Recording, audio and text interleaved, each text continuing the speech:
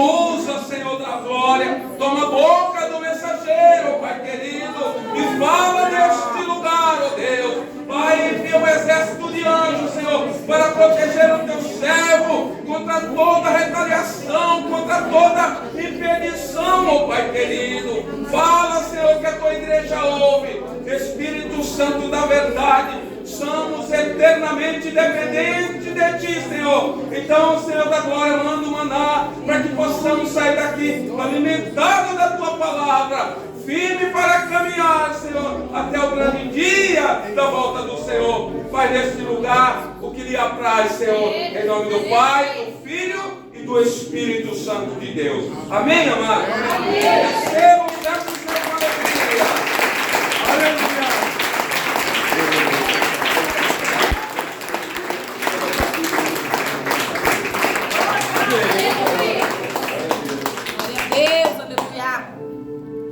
Só paz do Senhor, igreja, amém? Amém. Amém. Amém. Seu assento em nome de Jesus.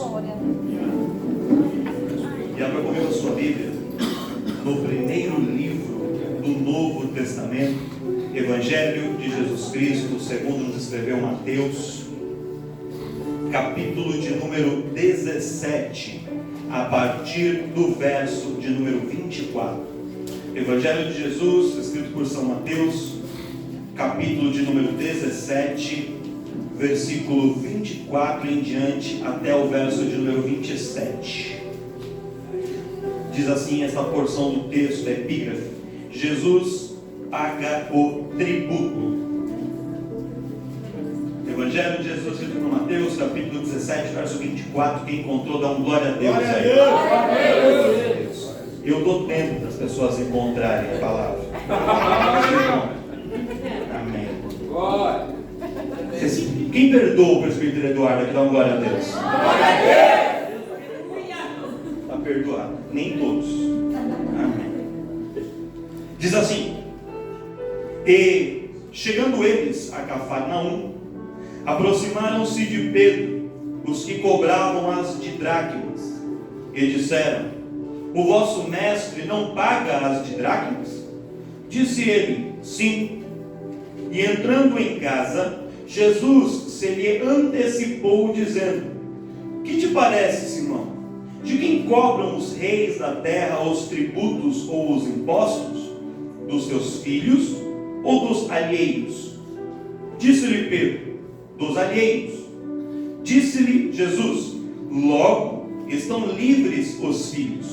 Mas, para que os não escandalicemos, vai ao mar, lança o anzol, tira o primeiro peixe que subir, e, abrindo-lhe a boca, encontrarás um estátuo. Toma-o e dá-o por mim e por ti. E você diz amém. Amém. Eu confesso que eu nunca ministrei essa palavra, primeira vez que eu estou ministrando esse texto, e é um texto muito interessante e que tem muitas coisas para nos ensinar. Mas para a gente conseguir entender a revelação, e ter uma revelação profunda de Deus aqui, a gente tem que entender o contexto que está acontecendo aqui. Então, vou pedir para você prestar atenção, para você mergulhar comigo aqui nas páginas da Bíblia, para a gente entender aqui o que está acontecendo nessa história. E aí depois, Deus vai revelar para você o profundo, o oculto e o escondido que Ele tem para trazer o teu coração. Aqui nessa passagem, nós temos o relato de que Jesus, ou melhor, Pedro, ele chega na sua cidade ali em Cafarnaum, onde Pedro morava. E Jesus, quando estava acompanhando Pedro, eles iam para Cafarnaum, Jesus se hospedava na casa de Pedro. Ele ficava muitas vezes na casa de Pedro. E aí, Pedro, ele foi interpelado, ele foi interrogado ali na porta de casa, na rua próxima da sua casa, pelos cobradores de impostos. Eles homens estavam passando ali por Cafarnaum e eles disseram para Pedro: Pedro, você já pagou o seu imposto? E Pedro falou assim: hã? E o seu mestre? E Jesus, que está lá na sua casa? Uma vez que ele é o seu hóspede, você é responsável por ele também. Se ele não pagar, você tem que pagar por ele. E esse imposto eram as didracmas, e dividem de duas, eram 2 dracmas. Era um tipo de imposto que era cobrado na época para a manutenção do templo. Então esse imposto era cobrado de todos os homens de Jerusalém que tinham acima de 20 anos, mesmo os que não moravam em Jerusalém, que moravam nas cidades vizinhas, ali nos arredores, mas que entravam e saíam da cidade. Esse imposto era cobrado de todos eles. E é interessante a gente entender esse contexto sobre a cobrança de impostos aqui em Israel, porque naquela época Israel não era uma nação independente. Israel não era uma nação autônoma. Era uma nação que era subserviente a Roma. Então Roma havia dominado Israel. E Roma utilizava um modelo de dominação que os imperadores romanos haviam aprendido com Alexandre Magno ou Alexandre o Grande, que era o quê?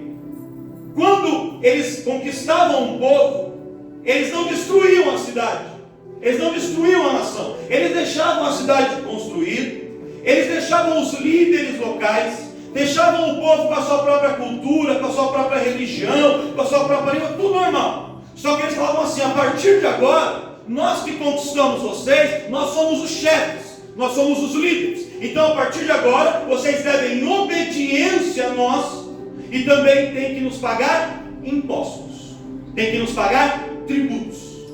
A dominação romana em Roma se tornou o maior império de toda a história. Foi feito assim. Então eles foram conquistando muitos povos e recolhendo os tributos desses povos.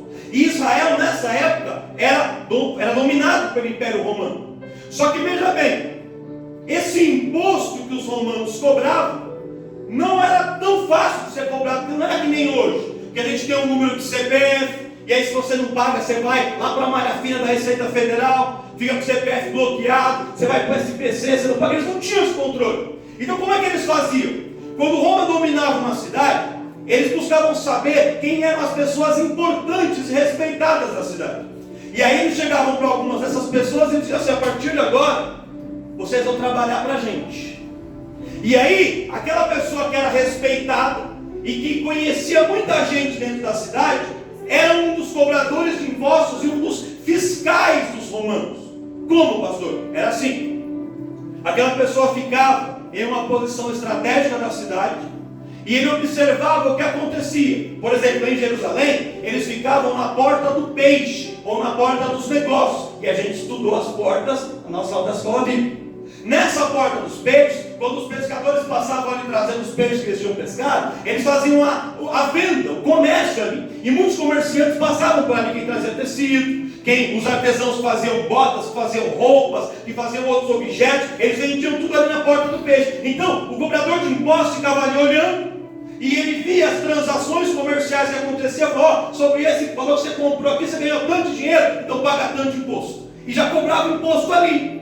E ele essa parte era fácil. Só que tinha outras pessoas que não faziam comércio ali na porta do peixe, mas esses também tinham que pagar os seus impostos. E para isso era necessário que o cobrador de impostos conhecesse todas as pessoas da cidade.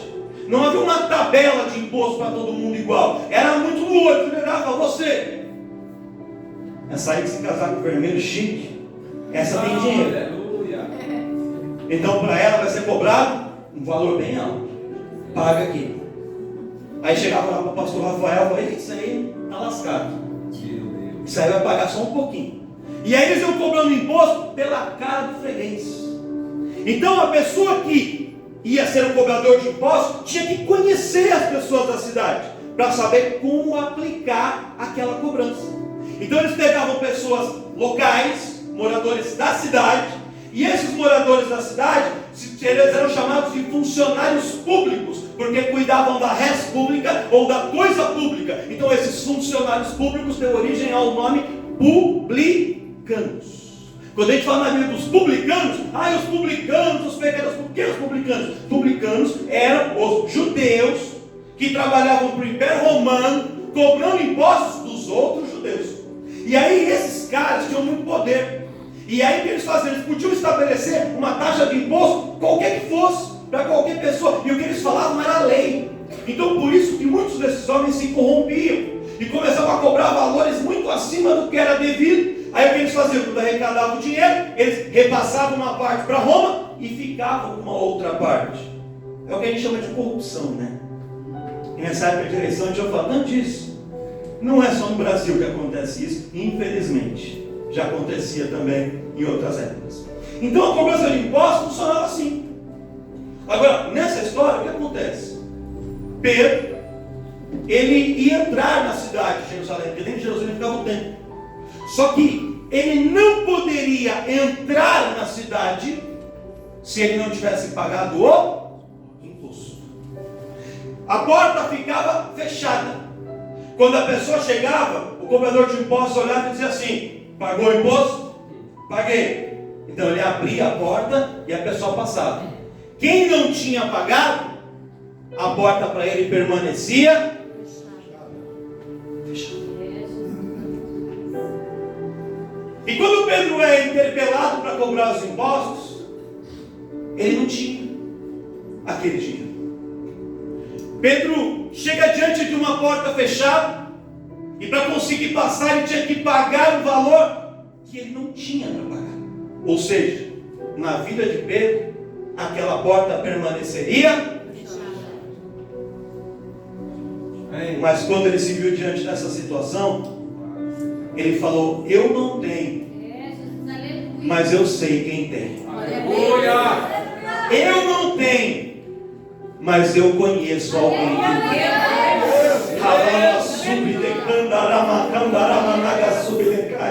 Oh, decandarai. O Senhor já começa a falar conosco aqui nessa noite. Tem pessoas que estão diante de algumas portas fechadas na sua vida, e não somente portas financeiras. Pode ser que a porta fechada para você seja realmente uma porta de emprego, sejam dívidas que você tem que pagar, mas pode ser portas fechadas em outras situações, em outras áreas da sua vida, e você já tentou de muitas maneiras passar, já tentou forçar a porta, já tentou, só que parece que há um bloqueio, parece que essa porta não abre, e você não sabe o que fazer. Eu tenho um convite para você nessa noite: vem falar com Jesus, porque Ele tem a solução. Ele vai te dar a estratégia para abrir a porta que está fechada.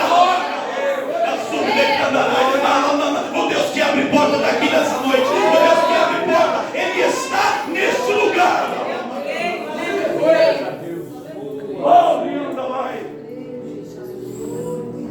Pedro então vai falar com Jesus, e ele chega e fala assim: Jesus, não precisa falar nada, eu já sei o que está acontecendo. Olha para um irmão, para o irmão e fala assim: Jesus fala para você orar só porque Ele quer ouvir sua voz, porque no fundo Ele já sabe o seu problema, Ele já sabe, Ele já conhece, Ele tem visto, Ele tem contemplado.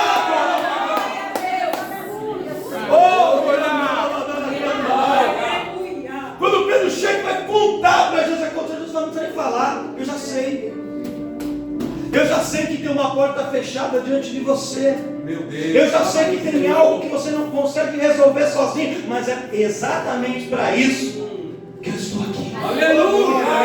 O que você consegue resolver sozinho, você vai lá e resolve. O que você consegue fazer sozinho, você vai lá e faz. Mas quando você esbarra em uma situação que para você é impossível, aí o Deus do impossível entra em ação. Aí o Deus do impossível começa a agir, começa a trabalhar para tornar o impossível possível. Glória a Deus. Aleluia. Jesus fala assim: Pedro, qual que é a sua profissão? Pedro fala assim: eu sou pescador. Perfeito. Então pega um anzol, Pedro, e vai até o mar, entra num barquinho e joga o anzol. E quando você pescar um peixe, o primeiro peixe que você pescar, não precisa nem pescar dois, é um só. O primeiro peixe que você pescar, quando você tirar ele do mar, abre a boca dele e você vai encontrar lá dentro um estáter. E um estáter era uma moeda que equivalia a 5 dracmas. Aleluia! Se o imposto era de 2 dracmas para Pedro e 2 dracmas para Jesus, 2 mais 2 é? Tá bom de matemática esse povo, hein? Se o estáter valia 5, dava para pagar e ainda sobrava um trocado. Tem gente que fala que Deus dá na medida certa. O meu Deus não, Ele dá para sobrar. Ele dá para sobrar. Ele dá em abundância.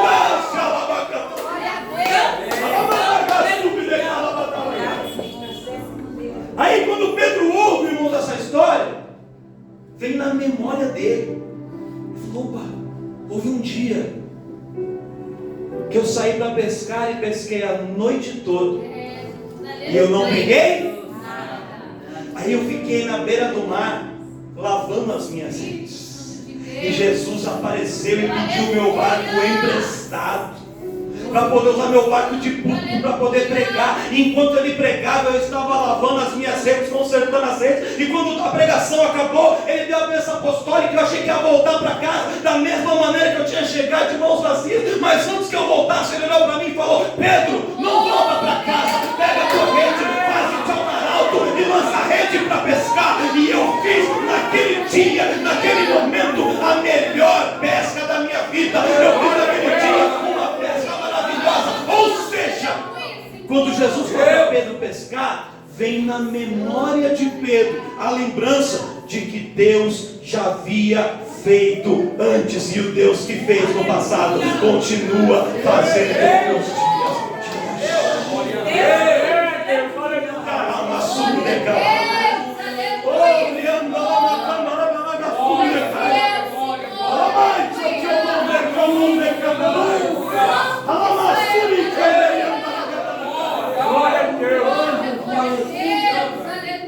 E naquele dia, Pedro com a rede pescou 153 grandes peixes. E agora ele só precisava de...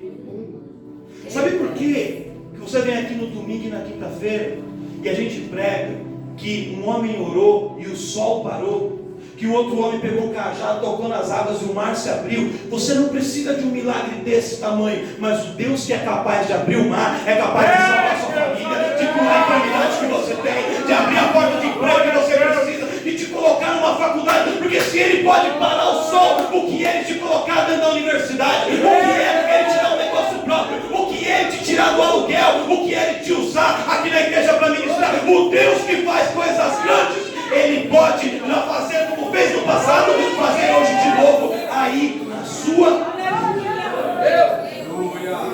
É por isso que a gente fala. A história dos heróis da fé são testemunhos para edificar a minha e a sua fé. Pedro se lembra. Ele falou assim: perfeito, Jesus já fez. Eu já pesquei lá atrás, então eu vou pescar de novo. Só que agora tinha um negócio diferente. Porque Pedro era um pescador acostumado a pescar com rede, acostumado a pescar com tarrafa. E agora ele tinha que ir com uma linha e um anzol. Obrigado. Aí imagina Pedro descendo lá na praia, uma varinha de bambu que nem o Chico Bento, assim, um anzolzinho assim. As pessoas olhando para ele dizendo assim: Pedro, desde que você começou a servir Jesus, você decaiu, né? Antes era uma redona, um barcão, agora é esse anzolzinho michuruca. As pessoas julgam pela aparência. Já foi ministrado aqui. O homem só vê o que está na frente dos olhos, e às vezes nem isso vê direito. Mas Deus conhece os mistérios do sobrenatural. Podem te julgar, pode dizer que o lugar que você trabalha é só um pequeno anzol. Pode dizer que a casa que você mora não é uma rede, é só um anzolzinho michuruca. Podem dizer que a sua família não tem valor. Podem dizer que você não vale nada. Mas o Senhor, Ele viu o valor em você. E através desse algo pequeno, Ele vai fazer algo muito. Com aquele anzol, Pedro vivenciou um milagre, que nós estamos aqui mais de 2000 anos depois contando essa história. Deus quer escrever o seu nome na história. As pessoas ouvem falar de você, ouvem falar do seu nome, da sua história e do que Deus fez na sua vida. Você acredita nisso? Quem acredita nisso? Eu já fiz isso uma vez, mas eu vou fazer de novo. Olha para o irmão do seu lado e fala para ele assim: aproveita. Aproveita para ser meu amigo agora. Porque quando eu ficar famoso, aí ó. Aproveita para pegar meu WhatsApp agora. Porque depois, irmão, minha agenda vai ficar lotada. Deus quer escrever o nosso nome na história.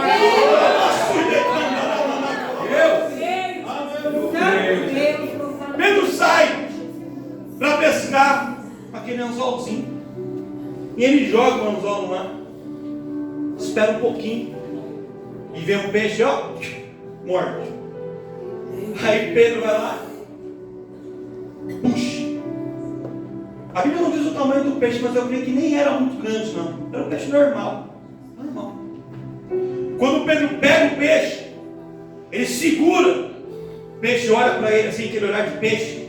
Não peixe morto, que estava vivo. O peixe olha para ele assim, e o peixe e cospe a moeda. Eita glória. Pastor, mas peixe cospe moeda? Ué, se cuspiu Jonatas, se o peixe cospe um homem, vai cuspir uma moeda, irmão. Cuspir moeda é fácil, você cuspir um homem. Eita. E eu creio. Jonatas não, o Pedro pega ali a moeda, ele olha e fala assim: está garantido o pagamento do imposto. E ele guarda e volta para pagar o imposto. E parece que a história terminou, mas não terminou. Por quê? Porque quando Pedro vê aquela moeda, algo vem na cabeça de Pedro.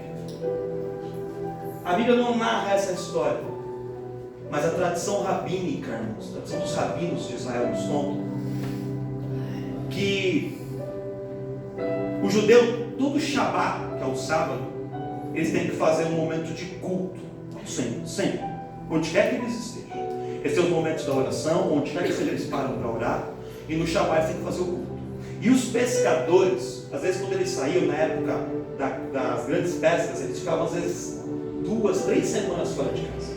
Então o que eles faziam? Eles levavam os pergaminhos da palavra, os outros da palavra, e dentro do barco mesmo, no Shabat, no sábado, eles faziam um culto, faziam uma reunião dentro do barco. E ali eles liam dentro da palavra, eles salmodiavam ou cantavam os hinos e adoravam a Deus aonde eles estavam. Porque eles não poderiam estar no templo, eles faziam onde eles estavam. E conta a tradição que Pedro, numa dessas viagens, ele pega o pergaminho para ler e ele abre lá em Eclesiastes capítulo 11. E quando ele abre Eclesiastes capítulo 11, verso 1, diz assim: lança o teu pão sobre as e depois de muitos dias. Pedro entende aquela palavra como um desafio. Ele fala assim: a palavra está me desafiando, então eu vou obedecer. E ele enfia a mão ali, começa a procurar, e ele encontra um estáter. E ele pega aquela moeda e ele lança a moeda nas águas, ele lança a moeda no mar. Passa muito tempo. Pedro já havia esquecido disso. Ele não se lembrava. Até que um homem veio cobrar o imposto. E ele precisava do dinheiro. Ele não tinha o dinheiro no bolso ainda, mas em algum momento a palavra o havia desafiado e ele havia semeado aquela moeda. Na hora que ele precisou, irmãos, ele pega ali um anzolzinho.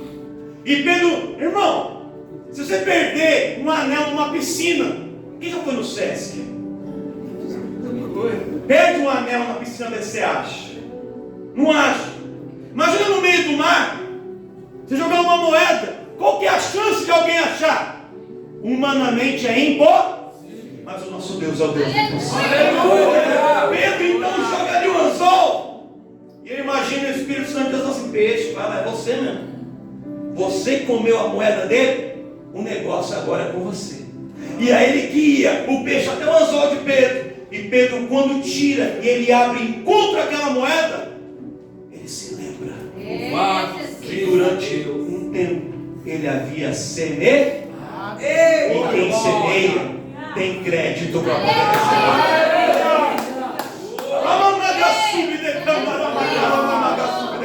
Quando ele volta, chega Jesus, eu encontrei a moeda, eu entendi tudo. Jesus falou, entendeu agora? Quando a gente semeia no reino, quando a gente lança sobre as águas, quando a gente abre mão, o Senhor se responsabiliza por cuidar das nossas vidas. Ai, pastor, eu não acredito que acontece isso. Eu não acredito que a gente faz, tem crédito com Deus. Você não acredita? Houve um rei chamado Ezequias, um homem que quando assumiu o trono de Israel estava ali completamente perdido espiritualmente. Ele vai, destrói os postes ídolos, ele arranca a idolatria de Israel, estabelece o culto, faz a nação voltar a caminhar com o Senhor, e o povo começa a andar com Deus. Aquele homem vence batalhas, tem uma vida com Deus, e em determinado momento aquele Ezequias, ele se afasta, ele se esfria. Alguns dizem até que ele chegou a se desviar da presença do Senhor. Aí então veio uma enfermidade sobre ele, a lamanada subdecanta, e o profeta Isaías é enviado por Deus para ir até o rei e falar assim: rei Ezequias, olha só o que o Senhor manda te falar, coloca a tua casa em ordem, porque você vai morrer e você não vai viver. Põe a tua casa em ordem agora. Isaías fala e sai. Quando Isaías sai, Ezequias vira para a parede e fala: Senhor, hoje a minha vida está torta, hoje minha vida está mais ou menos, mas lembra-te que lá no passado eu já tive uma vida contigo. Eu orava, eu buscava, eu clamava, eu ia na escola bíblica, eu cantei no grupo dos jovens, eu fui em vigília, eu subi monte, eu desci monte, eu já fui profeta. Hoje a coisa está ruim, mas lembra-te que eu tenho crédito contigo. Aí quando Ezequias ora, Deus manda ali um WhatsApp para Isaías: Isaías, para onde você está, dá meia volta e vai lá falar com o rei que eu olhei a conta dele, eu olhei o saldo dele, ele tem crédito comigo, ele não vai morrer. Mais 15 anos de vida foram entregues para o rei Ezequias.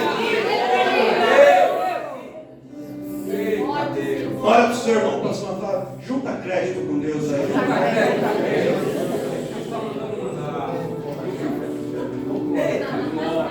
Aleluia. Glória a Jesus. Junta crédito com Deus, irmão. Lança sobre as águas. Eu não estou falando de dinheiro apenas. Dinheiro é a parte menos importante disso. Eu tenho certeza que hoje você está diante de uma porta fechada que você não consegue abrir sozinho. E essa porta não necessariamente financeira, pode ser em qualquer outra área da sua vida. Só que é interessante, irmão, se a gente parar para pensar, que a gente se depara ao longo da vida com algumas portas que ficam trancadas e parece que nada abre. Outras se abrem, vem outros problemas se resolvem, vem outras coisas aí soluciona, mas tem algumas coisas que são como aquela pedrinha no sapato. Quem já passou por isso? Ai, pastor, eu não passei, estou passando aí. E é interessante quando a gente chega diante das portas fechadas, que não é porque tem uma porta fechada diante de você, que você não tem a chave. Às vezes você tem muitas chaves, só que não tem a chave que abre aquela porta. Se eu tenho uma chave, eu vou dar a porta da minha casa, eu não consigo chegar na casa do presbítero Eduardo e colocar a chave lá e abrir. Por que eu não consigo? Porque o segredo é diferente.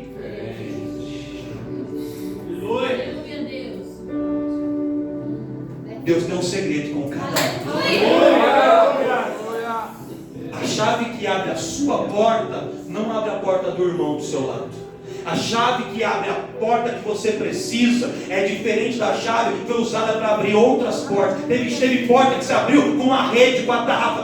Tem porta que vai abrir só com um anzolzinho ali. É diferente. Deus tem um segredo para abrir cada porta diante da nossa vida. Eu não sei qual é a porta que está fechada diante de você hoje, mas eu quero profetizar nessa noite que o Senhor vai te fazer sair daqui com um anzol na mão, está te mandando ir até o mar. Nem precisa ir no mar alto não, só entra no mar, entra dentro do barquinho e usa o anzol que Deus está te dando para você poder pescar. E quando você pescar, Deus vai enviar o peixe até o seu anzol. Pastor, não estou entendendo, eu não sei qual é o peixe, vai abrir a boca e da boca desse peixe vai sair milagre para você. Agora você está esperando ali no seu ambiente de trabalho, tem sido humilhado, tem sofrido, mas o peixe grande que está lá, aquele peixão lá, Deus vai usar a boca dele para poder te abençoar.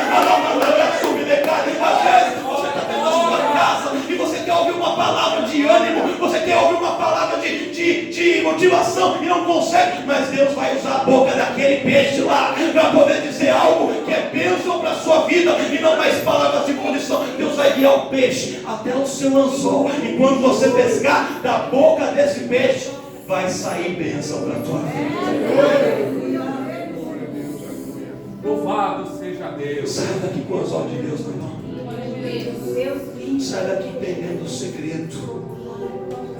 Irmãos, Deus não criou aquele peixe na hora. O peixe já estava lá. A moeda já estava na barriga, no bucho dele já. Ele já estava nadando. Sabe o que faltava? Pedro entrar no barco, pegar o anzol, jogar o anzol e esperar o peixe, ó, cuspir a moeda, cuspir a moeda. Quem vai sair daqui com o anzol na mão? Quem vai sair? Deus está fazendo coisas grandes no nosso mundo. Eu não sei se você acredita nisso, irmão. Se você não acredita, fica tranquilo. Mas para quem crê, Deus me fala que está abrindo portas aqui para crentes. Deus está abrindo 2 portas de emprego para pessoas aqui neste lugar.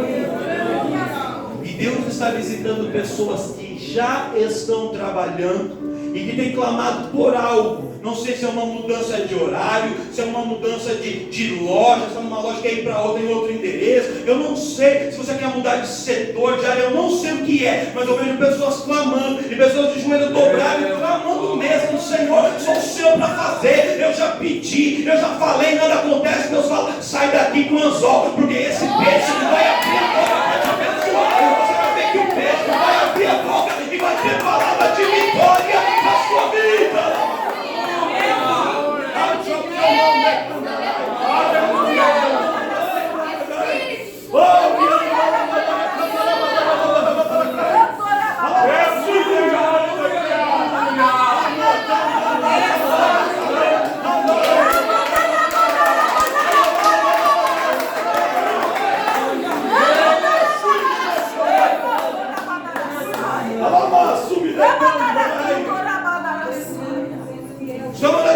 Você pensa que é em vão? Você acha que Deus não está vendo o que você está fazendo para algo que você já fez? Você acha mesmo? Você acha que Deus é como a gente, é como um homem, que você abençoa uma pessoa, você ajuda ela, no dia seguinte ela passa por você, nem era na tua cara. Esqueceu que você pensa que Deus é assim. A gente pensa que Deus é como a gente, irmãos. Deus não é. Tudo que você faz para Deus está anotado no memorial. E ainda que a gente nem mereça, Ele permanece fiel. Glória a Deus. Imagina quando a gente ainda tem crédito. Aí, irmão, é milagre. Deus quer fazer milagre na vida de pessoas. Eu creio, Deus. Vou encerrar essa palavra dizendo o seguinte para você. A história de Pedro aqui, nesse episódio, é algo simples, irmãos. Até parece bobo. Mas para Pedro, aquilo era importante naquele momento. E Deus, Jesus usa uma situação sobrenatural para suprir uma necessidade natural de Pedro. Em outras palavras, Deus move o céu, move o reino espiritual, move anjos, Espírito Santo, todo mundo, para que Pedro recebesse o suficiente ali para pagar os impostos, para poder colocar as contas em dia, para ficar numa situação confortável, para poder suprir uma necessidade dele. E assim como Deus fez com Pedro, Ele faz na minha e na sua vida. Seja qual for a sua necessidade. Às vezes, a gente tem um problema, a gente conta para alguém, e fala: isso é bobagem. Você está falando isso aí? Eu já passei por coisa muito pior, porque olha, e a pessoa quer competir, medir problema. Tem agora existe régua, é o problemômetro, né? Eu coloco outro meu, outro ponto para competir. Quem tem mais problema? Irmão, se você já tentou, já falou, o pessoal não escuta, é porque está batendo na porta errada. Vai na casa onde Jesus está e fala: Jesus, antes de você contar, ele vai dizer: eu já sei o que está acontecendo. Pega o sol, vai no mar, pesca, porque da boca desse peixe tem milagre para a sua vida. Ou eu fazer algo sobrenatural para poder realizar um desejo do seu coração, para suprir a sua necessidade, para curar uma enfermidade. Deus vai usar a boca de um médico que um dia olhou para você e disse assim: não tem jeito, não tem cura. Faz um plano ao céu já vai garantindo já lá, já aluga lá, porque tá nesse nível. Deus vai usar a boca desse peixe aí para olhar para você e dizer assim: não sei explicar, não sei o que aconteceu, só sei que você pode voltar para casa com alta, porque não tem mais nada. Deus é Deus que faz milagre. Quem acredita nisso, levanta a mão direita.